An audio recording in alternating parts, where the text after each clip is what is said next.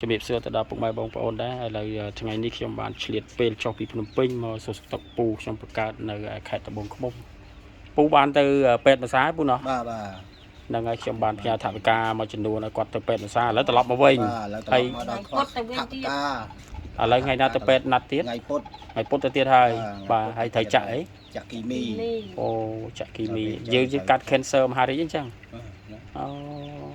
ហើយកាត់មហារីកបាទហើយនេះមុខរបួសអត់ទាន់ជាទេហើយអញ្ចឹងម្ដងហ្មងមកបញ្ចូលហ្មងបាទបញ្ចូលវាតាមនេះវាតាមជើងរោគជើងបាទថ្លៃវាមានថោកបាទវាមាន150 200បាទអញ្ចឹងមកដល់វាបាទហ្នឹងហើយអាហ្នឹងមកបញ្ចូលវាមាន150វាមាន200បាទហ្នឹងហើយថ្ងៃនេះខ្ញុំឆ្លៀតពេលដោយសារខ្ញុំនៅឆ្ងាយហើយបានមកផ្ទាល់យកថវិកាជូនផ្ទាល់ពូមានពាក្យពីអរគុណបងប្អូនតិចទៅដែលបានធ្វើទានតិចម្នាក់មកអរគុណ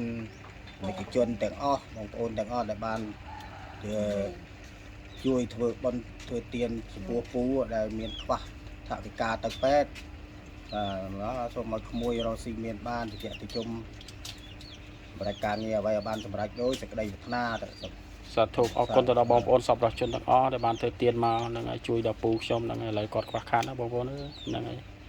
ត្រូវទៅចាក់គីមីរាល់ខែទៀតអរគុណជូនពរបងប្អូនជួបតែសុភមង្គលហើយសុខភាពល្អកុំឲ្យមានជំងឺបៀតបៀនអី